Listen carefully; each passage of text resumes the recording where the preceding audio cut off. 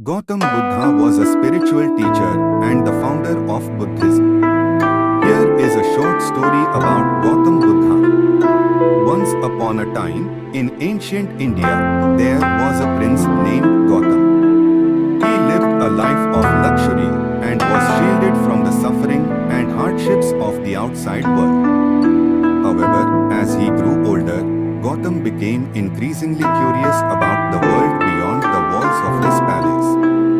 One day, he decided to venture out into the city and saw the poverty, disease, and suffering of the people for the first time. He was shocked and saddened by what he saw and was determined to find a solution to end this suffering.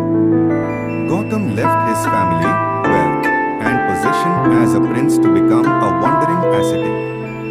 He practiced severe austerities and meditation but found that this did not lead to true enlightenment. He then adopted a middle path and focused on developing mindfulness, wisdom, and compassion. Under a Bodhi tree, Gautam meditated and gained profound insight into the nature of reality and the causes of suffering.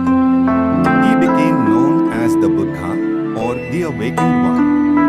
The Buddha spent the rest of his life teaching others what he had learned and helped them to achieve liberation from their own suffering. This story highlights the journey of Gautam Buddha from a prince living in luxury to an awakened teacher who helped others find peace and freedom from suffering. His teachings form the foundation of Buddhism, a major world religion, and continue to inspire and guide people to this day.